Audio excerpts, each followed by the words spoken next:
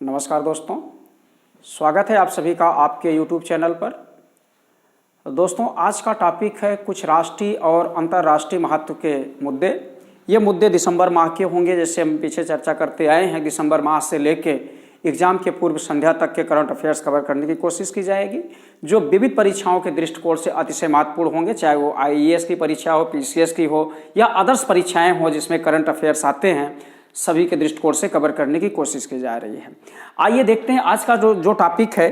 काफ़ी interesting topic है। ये एग्जाम के दृष्टिकोण से बनाए गए हैं, निरंतर ये जारी रहेगा। एक है कि PM बाड़ी क्या है।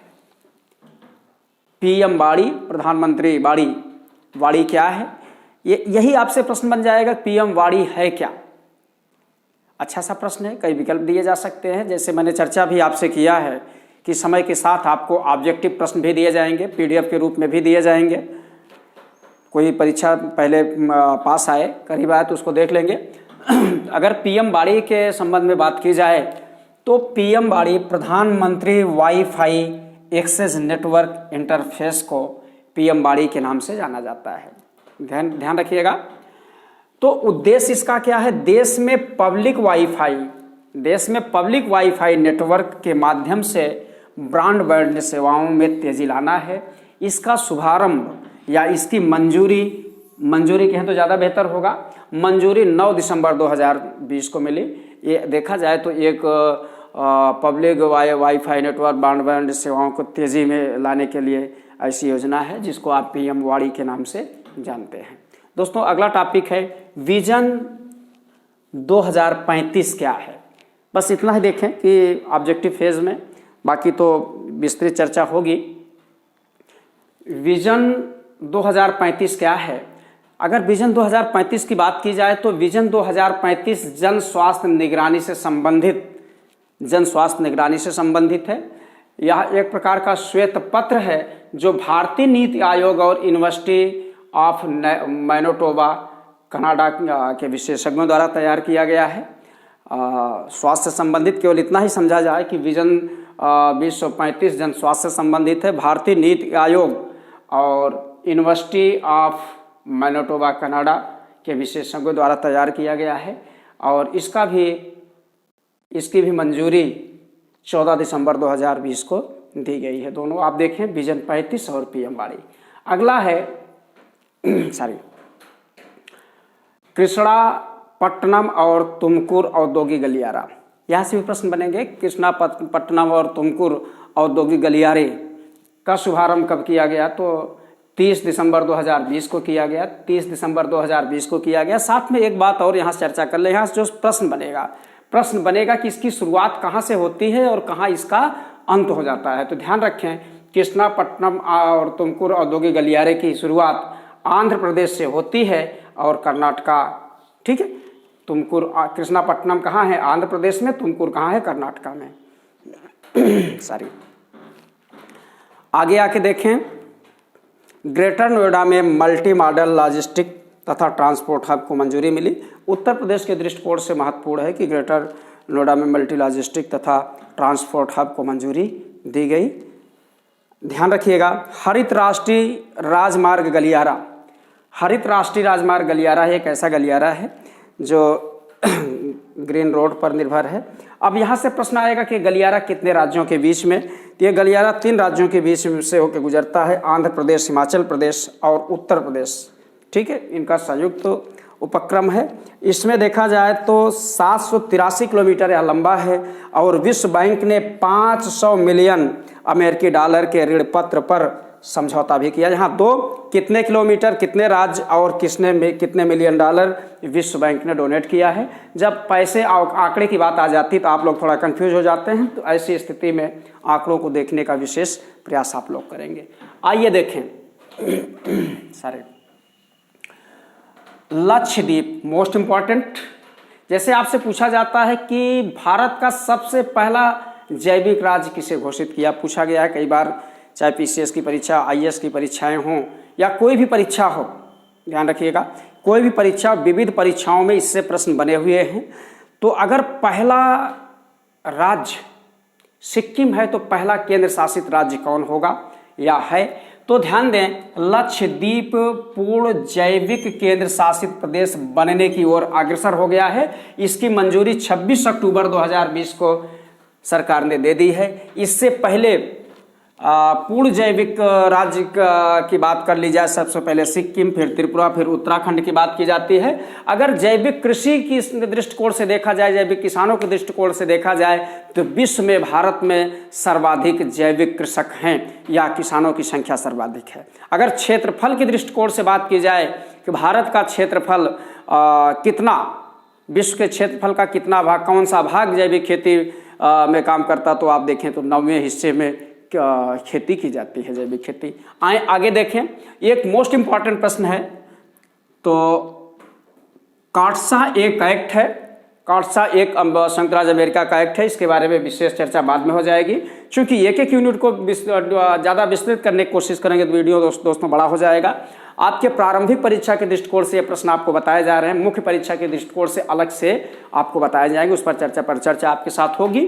तो संयुक्त राज्य अमेरिका ने countering America's adversaries through sanctions act के तहत तुर्की पर एक कार्रवाई की है।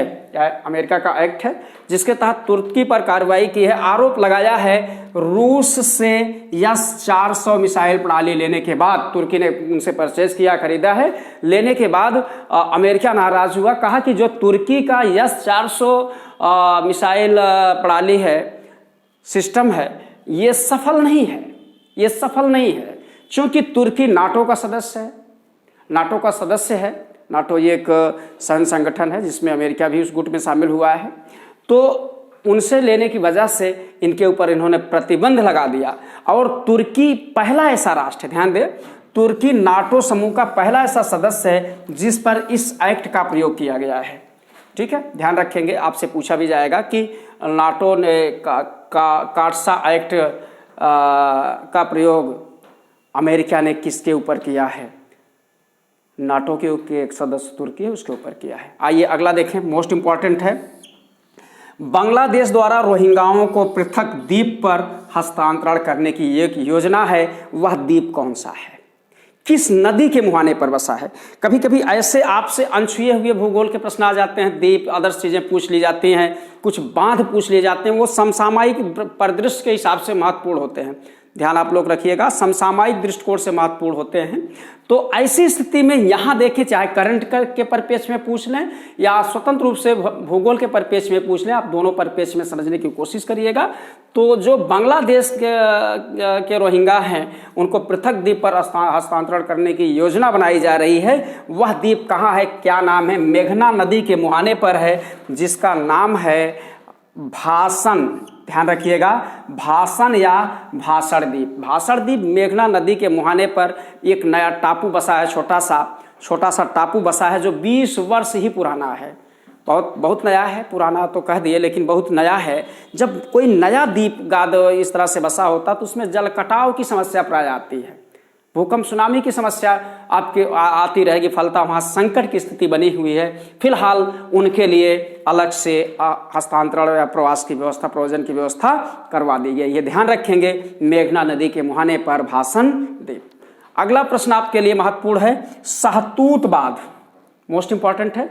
शाहतूत बांध कहाँ है, किसके द्वारा, किसका परियोजना है, क्या कितना पैसा लगा है, ये बहुत सारी बातें यहाँ प्रश्न बनते हैं, लेकिन हम मुख्य बात पर चर्चा करें। शाहतूत बांध भारत द्वारा अफगानिस्तान में काबुल की सहायक नदी पर, ध्यान रखिएगा, काबुल की सहायक नदी पर एक बांध बनाया जा रहा है, जिसे शाहतूत बांध के रूप में आप जानते हैं।